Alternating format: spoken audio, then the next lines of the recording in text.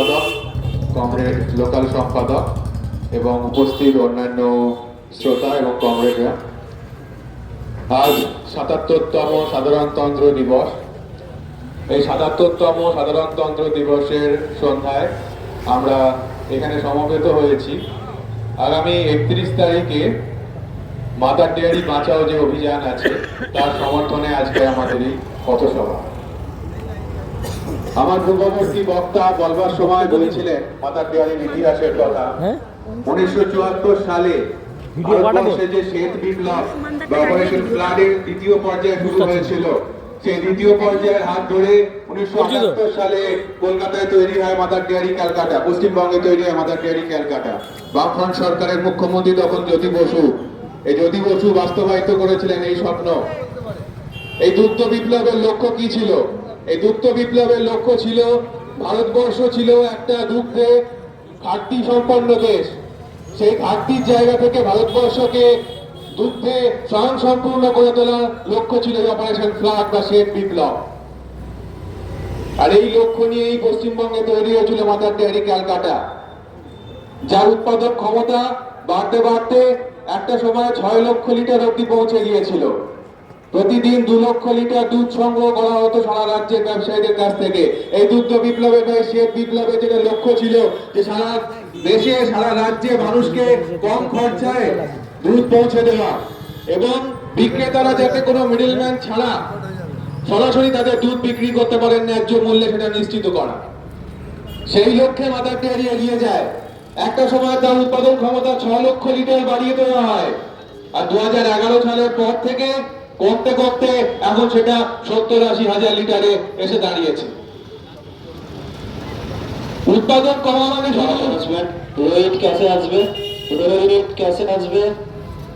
উৎপাদন কমা মানে শুধু সেটা সেই কারখানার লস নয়, তার অনুসারী যে শিল্প আছে, যারা দুগ্ধ বিক্রেতা, যেখানে যারা ডিলার, তারাও এর ফলে ক্ষতির সম্মুখীন হচ্ছে। কিন্তু একটু ভেবে দেখুন যে এই বেসরকারীকরণের দিকে ঠেলে দেওয়া একটা লাভজনক সংস্থাকে, সরকারি সংস্থাকে লোকসানের মুখে ফেলে তাকে বেসরকারীকরণের দিকে ঠেলে দেওয়া, এটা কি শুধু মাদার ডেয়ারিতে হচ্ছে? বর্তমান পশ্চিমবঙ্গ তথা ভারতবর্ষের দিকে যদি আজকে আপনি তাকান, তাহলে দেখবেন আজকে প্রতিটি ক্ষেত্রে একই জিনিস চলছে। কি রাজ্যের সরকার কি কেন্দ্রের সরকার, তাদের লক্ষ্য একটাই, যে কোনো উপায়ে সরকারি যে ব্যবস্থাগুলিকে, লাভজনক সরকারি ক্ষেত্রগুলিকে বেসরকারীকরণের দিকে ঠেলে দেওয়া। আজকে রাজ্যের কর্মসংস্থানের দিকে তাকিয়ে দেখুন, শিক্ষক নিয়োগের যে দুর্নীতি, সেই শিক্ষক নিয়োগের দুর্নীতিতে ২৬,০০০ শিক্ষকের চাকরি চলে গেছে। মুখ্যমন্ত্রী নেতাজি ইন্ডোর স্টেডিয়ামে দাঁড়িয়ে বলেছিলেন আমার plan A B C D সব রেডি আছে। যখন উনি ওখানে দাঁড়িয়ে এই কথা বলছেন, তখন ওনার শিক্ষা দপ্তর নির্দেশ দিচ্ছে যে সুপ্রিম কোর্টের রায় বাস্তবায়িত করতে যা যা করা উচিত সেটা করা হোক। কেন? তার কারণ সরকারি শিক্ষা ব্যবস্থাকে তুলে দেওয়া। যে অবৈতনিক শিক্ষা পশ্চিমবঙ্গে বামফ্রন্ট সরকারের হাত ধরে মানুষের তৃণমূল স্তর অব্দি যাতে শিক্ষার সুযোগ মানুষের কাছে পৌঁছে যায়, একটা গরিব খেটে খাওয়া মানুষের ঘরের ছেলেমেয়েও যাতে শিক্ষার সমান সুযোগ পায়, এর জন্য যে অবৈতনিক শিক্ষা চালু হয়েছিল, সেই শিক্ষা ব্যবস্থাকে ধ্বংস করে দেওয়া। আর তার জায়গায় আজকে চারিদিকে তাকিয়ে দেখুন, ব্যাঙের ছাতার মতো গজিয়ে উঠছে একটার পর একটা প্রাইভেট স্কুল। সেই প্রাইভেট স্কুলে কারা যাচ্ছে? যাদের টাকা আছে তারা, আর যাদের টাকা নেই তারা মাঝপথে পড়াশোনা ছেড়ে দিচ্ছে, পরিযায়ী শ্রমিক হয়ে চলে যাচ্ছে অন্য রাজ্যে। সেখানে বিজেপির গুন্ডা দল, বজরং দল, হিন্দুত্ববাদী দল বাংলায় কথা বলার অপরাধে তাদেরকে পিটিয়ে মারছে। কেন্দ্র রাজ্যের যৌথ প্রজেক্ট, এই কেন্দ্র রাজ্যের যৌথ প্রজেক্ট, এই বিজেপি তৃণমূলের যৌথ প্রজেক্ট। আমার পূর্ববর্তী বক্তা আলোচনা করেছিলেন সিঙ্গুরের কথা, যে সিঙ্গুর বাস্তবায়িত হলে আজকে হুগলি জেলার চেহারা পাল্টে যেত। সেই সিঙ্গুরের স্বপ্নকে ধ্বংস করার সময় আমরা এই বিজেপি তৃণমূলের যৌথ প্রজেক্ট দেখেছি। একটা ৯০% তৈরি হয়ে যাওয়া কারখানা, যা শুধু উৎপাদন বাকি ছিল, সেই কারখানাকে ডিনামাইট দিয়ে উড়িয়ে দিয়ে কোথায় গেল সেই কারখানা? সেই কারখানা গেল গুজরাটের সানন্দে। গুজরাটের মুখ্যমন্ত্রী কে তখন? গুজরাটের মুখ্যমন্ত্রীর নাম নরেন্দ্র মোদী। সেই নরেন্দ্র মোদী পরে ভারতবর্ষের প্রধানমন্ত্রী হলেন।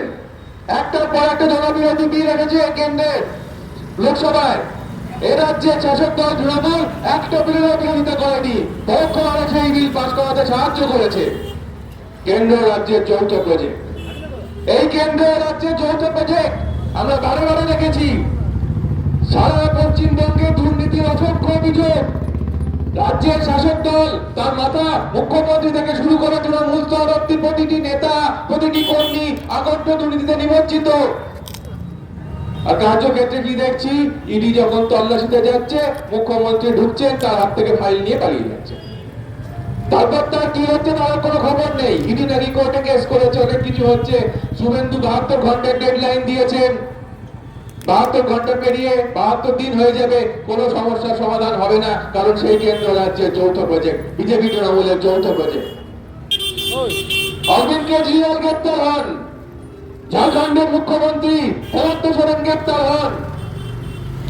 তৃণমূলের লক্ষ লক্ষ কোটি টাকার দুর্নীতি, তার তুলনায় অনেক কম দুর্নীতির অভিযোগ আমার সম্পর্কে প্রমাণিত নয়। আর তৃণমূলের বিরুদ্ধে প্রমাণিত দুর্নীতি, না বিসি গ্রেপ্তার হয়, না ভাইপো গ্রেপ্তার হয়, না তাদের চালাচা মুন্ডা দু একটা গ্রেপ্তার হলেও জামিন পেয়ে যায়। বিজেপি তৃণমূলের যৌথ প্রজেক্ট। আজকে রাজ্যের একটা বিরাট অংশের মানুষ ভাবছেন বিজেপি তৃণমূলকে সরাবে। তারা বিশ্বাস করছেন বিজেপি হিন্দুদের ভালো করতে এসেছে। এসআইআর এর সময় আমরা কি দেখলাম, সারা পৃথিবীতে রোহিঙ্গা জনসংখ্যা 15 লাখ, আর শুভেন্দু অধিকারী ঘোষণা করছেন পশ্চিমবঙ্গ থেকে 1.5 কোটি রোহিঙ্গাকে দাঁড়াবো। এই 1.5 কোটি রোহিঙ্গা কোথায় জন্মালেন সেটা শুভেন্দু অধিকারী বলতে পারবেন। কার্যক্ষেত্রে আমরা কি দেখলাম, এসআইআর এর সময় আমরা বামপন্থীরা প্রথম থেকে বলেছিলাম যে আমাদের লক্ষ্য একজন যোগ্য ভোটারের নাম যাতে বাদ না যায় সেটা নিশ্চিত করা। আমাদের বিএলএরা, আমি নিজে বিএলএ আমার বুথে, আমি প্রথম থেকে ওতপ্রোতভাবে জড়িত থেকেছি এই পদ্ধতির সঙ্গে। একজনের যোগ্য ভোটারের নাম যাতে বাদ না যায় এটা নিশ্চিত করতে। আর যখন আমাদের নেতারা এই কথা বলেছেন যে একজনের যোগ্য ভোটারের নাম যাতে বাদ না যায় সেটা আমরা নিশ্চিত করবো, তখন এই বিজেপির আইডি সেল, এই তৃণমূলের আইডি সেল, এদের কর্মী সমর্থকরা আমাদের নিয়ে খিল্লি করেছেন, মজা করেছেন। আমরা বলেছিলাম এর ফলে সবচেয়ে বেশি বিপদে পড়বে এ রাজ্যের মতুয়া, নবসূত্র, অন্য রাজ্য, অন্য দেশ থেকে, বাংলাদেশ থেকে যে হিন্দু জনগোষ্ঠীর মানুষ দেশে চলে আসতে বাধ্য হয়েছেন তারা। আমাদের কথা শেষ পর্যন্ত সত্য বলে প্রমাণিত হয়েছে। আজকে কয়েক লক্ষ মতুয়ার নাম বাদ গেছে এসআইআর পদ্ধতিতে। বিজেপি হাত তুলে নিয়েছে। বিজেপি বলছে সিএএ তে অ্যাপ্লাই করুন, সেখানে আপনাদের নাগরিকত্ব দেবো। সেখানে যে ডকুমেন্ট দেখাতে হবে তার মধ্যে আপনাকে দেখাতে হবে আপনি অন্য দেশে ধর্মীয় কারণে অত্যাচারিত হয়ে চলে এসছেন। সেই সার্টিফিকেট আনতে কি তারা আবার বাংলাদেশে যাবে? কোথায় পাবেন তারা সেই সার্টিফিকেট? বিজেপি হিন্দুদের ভালো করতে এসেছে। আজকে গতকালে আসামের খবর দেখে নেবেন, সেখানে সবাই কাগজ খুলে আসামের মুখ্যমন্ত্রী পরিষ্কার বলছে আসামের বিজেপি কর্মীরা ভোটার লিস্ট থেকে, নির্বাচন কমিশনের অফিসে ঢুকে ভোটার লিস্ট থেকে ভোটারদের নাম বাদ দিতে গিয়ে ধরা পড়েছে সাংবাদিকদের হাতে। বিজেপির মুখ্যমন্ত্রী হিমন্ত বিশ্ব শর্মা নির্লজ্জের মতো করছে আমরা মুসলমানদের নাম বাদ দিতে চাই। কেন এই পরিস্থিতি? কেন এসআইআর এর নামে মানুষকে লাইনে দাঁড় করিয়ে দেওয়া? কেন হিন্দু মুসলমান জাতি ধর্ম নির্বিশেষে মানুষকে এই অবর্ণনীয় দুঃসহ পরিস্থিতির মধ্যে ফেলা? কেন বারবার কখনো নোটবন্দির নামে, কখনো ভ্যাকসিনের নামে, কখনো এসআইআর এর নামে কেন মানুষকে বারবার লাইনে দাঁড়াতে বাধ্য করা? কেন এই হিন্দু মুসলমানের রাজনীতি? তার কারণ সরকারের দুষ্কর্মগুলো যাতে চাপা পড়ে থাকে, যাতে সেই দিকে মানুষের নজর না যায়, সেটাকে নিশ্চিত করা। আজকে তাকিয়ে দেখুন, সারা রাজ্যে উন্নয়নের পাঁচালির গাড়ি ঘুরে বেড়াচ্ছে। এই তৃতীয় শহরে উন্নয়নের পাঁচালির গাড়ি ঘুরে বেড়াচ্ছে। আর তৃতীয় শহরে রাস্তাঘাটের কি অবস্থা, তৃতীয় শহরের জঞ্জালের কি অবস্থা, এটা শুধু আমরা যারা তৃতীয় শহরে থাকি আমরা জানি। সারা শহরের প্রতিটি রাস্তাঘাট ভাঙাচোরা। যে রাস্তা ছাড়ানো হয় সে রাস্তা 1 মাসও যায় না, তার পিচ উঠে খোয়া বেরিয়ে যায়। সারা রাস্তা জঞ্জালে পরিপূর্ণ, জঞ্জাল পরিষ্কার হয় না। চুচুড়া শহর তথা সারা জেলার ভরসা ছিল যে চুচুড়া হসপিটাল, ইমামবাড়া সদর হসপিটাল। সেই ইমামবাড়া সদর হসপিটালে আজকে কি অবস্থা? শুকিয়ে মেরে ফেলা হচ্ছে ইমামবাড়া সদর হসপিটালকে। ডাক্তার নেই, স্টাফ নেই, নার্স নেই, রোগীরা পরিষেবা পাচ্ছেন না। সামান্য জ্বর নিয়ে গেলে রেফার করে দেওয়া হচ্ছে। আর এই শহরের বুকে একের পর এক প্রাইভেট বেসরকারি হসপিটাল নার্সিং হোম গড়ে উঠছে, সেগুলো কাদের টাকায় গড়ে উঠছে? উন্নয়নের পাঁচালী শোনাচ্ছেন, উন্নয়নের পাঁচালীর গাড়ি যে রাস্তা দিয়ে যায় সেই রাস্তাগুলোই গর্ত, বড় বড় খানাখন্দে পরিপূর্ণ। আর তারপর তৃণমূল আজকে দেখলাম ফুলপুকুরে বড় বড় প্ল্যাকার্ড পড়ছে 20,000 কিলোমিটার নাকি রাস্তা তৈরি হয়েছে। চুচুড়া শহরের মানুষ জানেন, গত কয়েক বছরের অভিজ্ঞতা থেকে তারা ভুক্তভোগী রাস্তার অবস্থা দেখে। এই দুষ্কর্ম থেকে মানুষের নজর ফেরাতে হবে না, এই দুষ্কর্ম থেকে মানুষকে ভুল বুঝিয়ে রাখতে হবে না। তার জন্য আজকে হিন্দু মুসলমানের রাজনীতি, তার জন্য আজকে মানুষকে বারে বারে লাইনে দাঁড়াতে বাধ্য করা।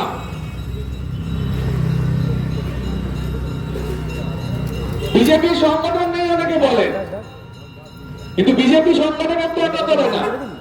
তারা খরচ করে কোথায়?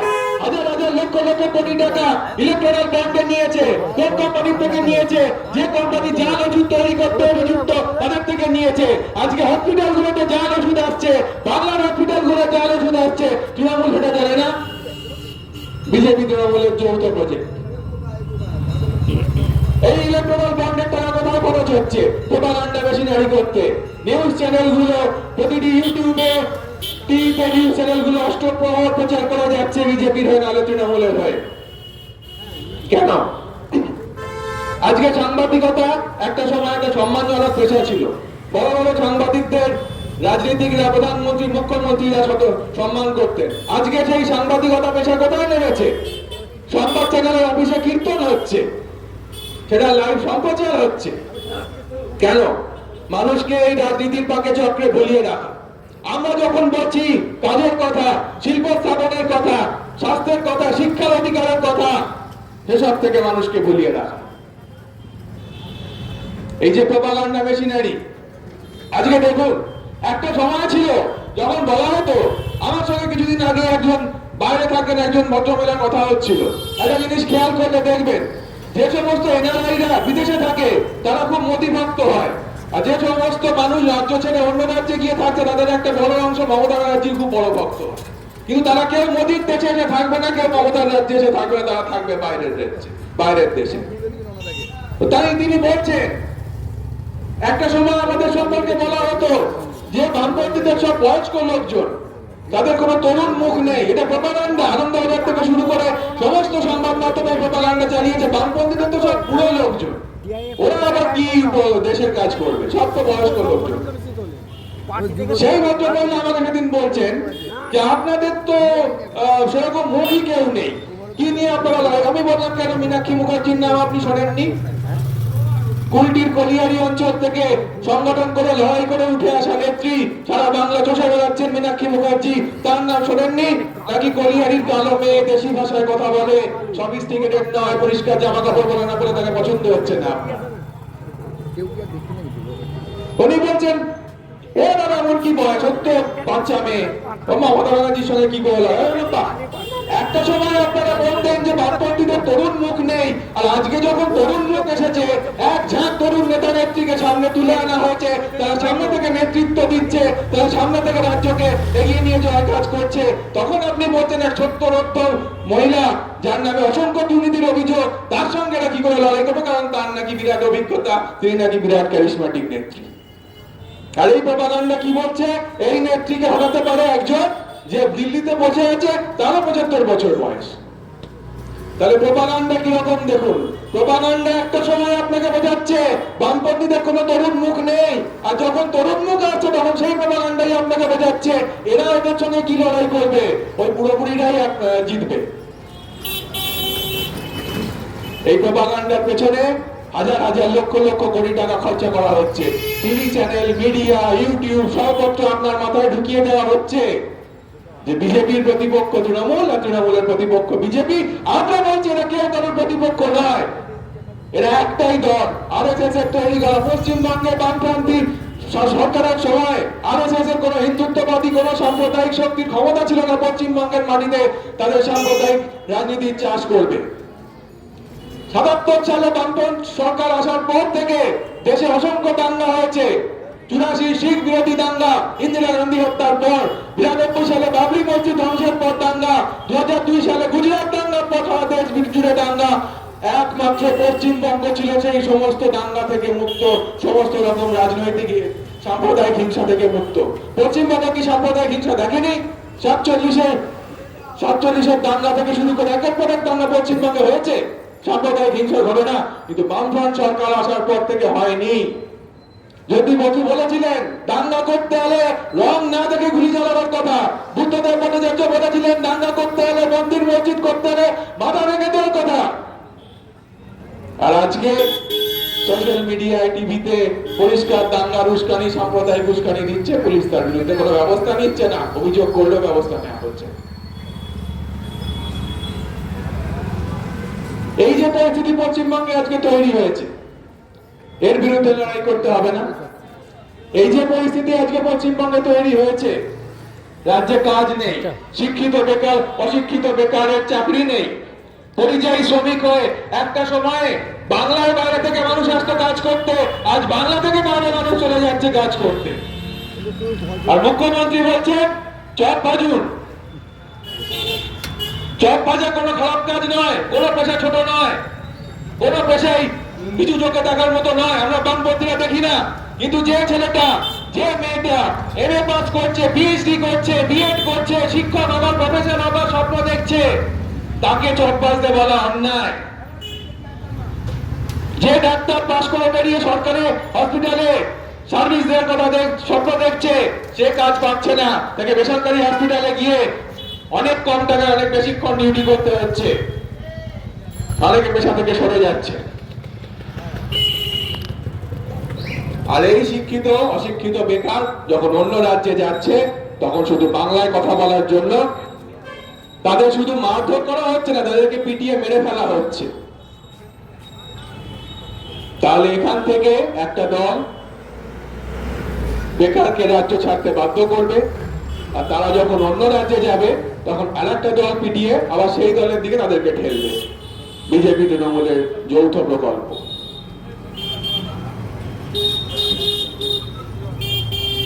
আমি বিজেপির কর্মী সমর্থকদের বলি যে আপনারা এত চিন্তা করেন কেন এ রাজ্যে সরকারে আসার জন্য? এটা আপনাদেরই সরকার চলছে। আজকে মমতা ব্যানার্জি পশ্চিমবঙ্গে এমন কোন কাজটা করছেন না, তৃণমূল সরকার এমন কোন কাজটা করছেন না যেটা বিজেপি সরকারে থাকলে করত? শিল্পের জন্য নিয়ে জমিতে মন্দির তৈরি হচ্ছে। উত্তরবঙ্গে শিলিগুড়িতে শিল্পের জন্য যে জমি নেওয়া হয়েছিল সেখানে 750 কোটি টাকা দিয়ে মহাকাল মন্দির তৈরি হচ্ছে, জগন্নাথ মন্দির তৈরি হচ্ছে, দুর্গাঙ্গন তৈরি হচ্ছে। আরে বিজেপি সরকারের তো অন্তত এইটুকু চক্ষু লজ্জা আছে অন্যান্য রাজ্যে যে সরকারি টাকায় তারা মন্দির তৈরি করে না, এ রাজ্যে তো সেটাও নেই। সরকারি টাকায় সরাসরি মন্দির তৈরি হচ্ছে।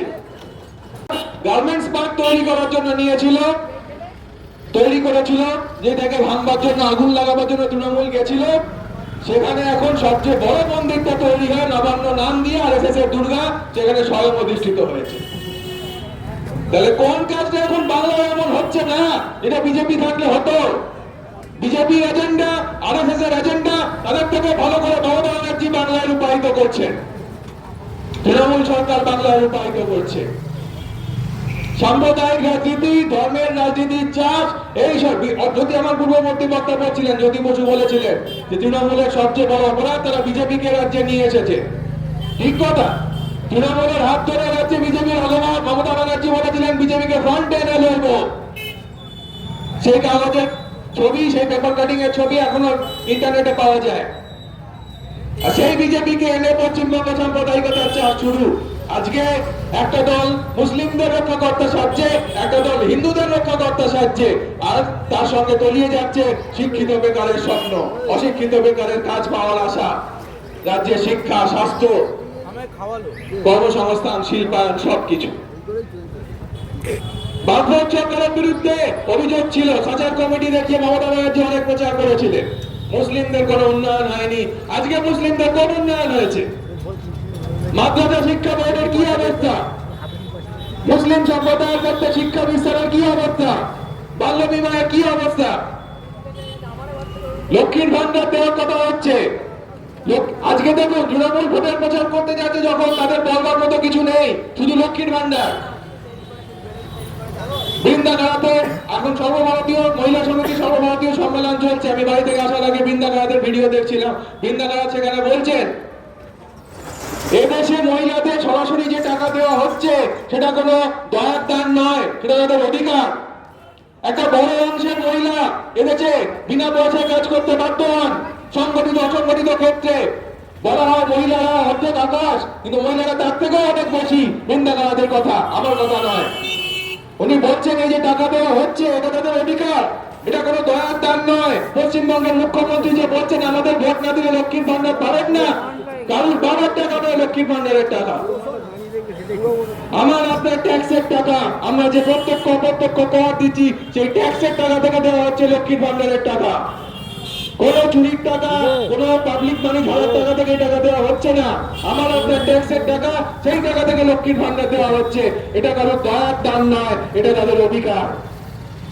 বামফ্রন্ট সরকার শুরু করেছিল বেকার ভাতা দেওয়া, বিধবা ভাতা দেওয়া। আমাদেরকে ভাতা দেওয়া, আমাদেরকে মানুষকে সাহায্য করা শেখাতে আসবে। ভাতা কেন দেওয়া হয়? ভাতা দেওয়া হয় আমি সরকারে আছি, তোমার সুবিধার জন্য, তোমার কর্মসংস্থানের জন্য, তোমার জীবনযাত্রা জীবন ধারণের সুবিধার জন্য, উন্নতির জন্য আমার যা যা করা দরকার আমি এই মুহূর্তে সেটা করতে পারছি না, যে কোনো কারণেই হোক করে উঠতে পারিনি সবটা। তার জন্য আমি তোমার জীবন ধারণের সুবিধার জন্য তোমাকে কিছু টাকা দিচ্ছি। কিন্তু এটা দীর্ঘকালীন সমাধান নয়, এটা স্থায়ী সমাধান নয়। আমি ভবিষ্যতে তোমার জীবনযাত্রার উন্নতির জন্য আরো অনেক কাজ করব, সেখানে তুমি স্থায়ী কাজ পাবে, সেখানে তুমি স্থায়ী রোজগারের ব্যবস্থা তোমার জন্য করব। এই জন্য বেকার ভাতা দেওয়া হয়। সারা পৃথিবীতে বেকার ভাতা চালু হয়েছে সমস্ত উন্নত দেশে। কিন্তু ভাতাকেই স্থায়ী ব্যবস্থা বানিয়ে ফেলা, ভাতার উপরই সারা রাজ্যের মানুষকে, একটা বিরাট অংশের মানুষকে নির্ভরশীল করে ফেলা, এটা কোনো সরকারের কাজ হতে পারে না। এটা কোনো সরকারের লক্ষ্য হতে পারে না। এটা সরকারের লক্ষ্য, এটা ভোটের প্রচারের ইস্যু তখনই হতে পারে যখন সেই সরকারটা জানে যে আমার পক্ষে এর চেয়ে বেশি আর কিছু করা সম্ভব নয়। কারণ যে চুরির সাম্রাজ্য, যে লুঠের সাম্রাজ্য আমি তৈরি করেছি, আমি যদি কিছু রাজ্যের মানুষের জন্য কাজ করতে যাই, তাহলে যারা এই লুঠের সাম্রাজ্য, চুরির সাম্রাজ্যের বেনিফিশিয়ারি, তারাই আমাকে টেনে নামিয়ে দেবে। যে বাঘের পিঠে আমি চড়েছি সেই বাঘই আমাকে খেয়ে ফেলবে। শীঘ্রই যখন ফ্যাক্টরি হচ্ছিল, জমি অধিগ্রহণ নিয়ে বড় বড় আন্দোলন, মোটামুটি থেকে অনুমোদন তালেবান থেকে সব চলে এলেন। আমেরিকান সেন্টারে গিয়ে মিটিং হতে আরম্ভ করে, তখন আমরা বলেছিলাম সিআইএ এর টাকা আছে, আমেরিকার টাকা আছে, বামফ্রন্ট সরকারকে উৎখাত করার জন্য এই টাকা আসছে। লোকে বিশ্বাস করেননি।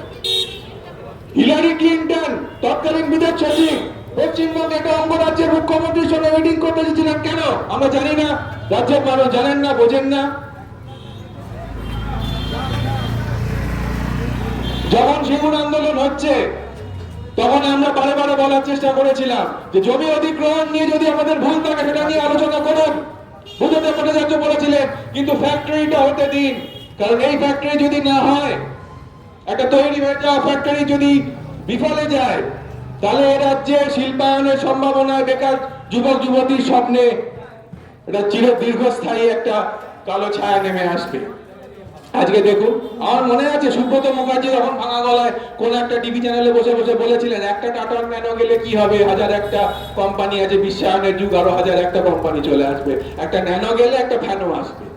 আনতে পারলে 2011 সালে সরকার এসেছেন, এটা 2026 সাল, 15 বছর হয়ে গেল। 3টে টার্ম সরকার চালিয়ে আবার চতুর্থ বারের জন্য সরকার এসে স্বপ্ন দেখছেন, একটা ফ্যাক্টরি আনতে পেরেছেন? রাজ্যের বেকার যুবক যুবতীর কর্মসংস্থানের সমাধানে একটা কোনো পদক্ষেপ নিতে পেরেছে? পারেননি। যে ধ্বংসের সূচনা সেই 2007-8 সালে টাটাকে তাড়ানোর মাধ্যমে হয়েছিল, আজকেও তার ফল ভোগ করে যাচ্ছে এ রাজ্যের বেকার খেটে খাওয়া যুবক যুবতী। 3-4টে প্রজন্ম ধ্বংস হয়ে গেছে। আর খেলা মেলা, পুজো উৎসব এসবের মধ্যে দিয়ে মানুষকে ভুলিয়ে রাখা হয়েছে। এই যে এখন দেখুন মাঠে বিধানসভা উৎসব হচ্ছে, যান ওখানে রাস্তার অবস্থা দেখুন, ওইখানে ওই উৎসব হচ্ছে যেখানে ওখানকার সামনেরই রাস্তার অবস্থা দেখুন। শহরের যে কোনো জায়গায় যান, রাস্তা জঞ্জালের অবস্থা দেখুন, তার মধ্যে দিয়ে উন্নয়নের পাঁচালীর গাড়ি যাচ্ছে। সবচেয়ে বড় পরিহাস এটাই যে উন্নয়নের পাঁচালীর রাস্তা, উন্নয়নের পাঁচালীর গাড়ি উন্নয়নের যে রাস্তা দিয়ে যায়, সেই রাস্তাটারই জঘন্য অবস্থা। সেই জায়গায় দাঁড়িয়ে আজকে আমরা বলছি, যদি আজকে এই রাজ্যে বেকার যুবক যুবতীর স্বপ্নকে বাঁচাতে হয়, যদি কর্মসংস্থানকে রাজ্যে স্বনির্ভর করে তুলতে হয়, যদি শিক্ষা, স্বাস্থ্য, পরিকাঠামো উন্নয়নের মতো সাধারণ মৌলিক দাবিগুলিকে সামনে নিয়ে আসতে হয়, তাহলে বামপন্থীদের হাত শক্ত করা ছাড়া অন্য আর কোনো উপায় নেই। আমরা রাস্তায় নামছি, আপনারা আমাদের সঙ্গে আসুন।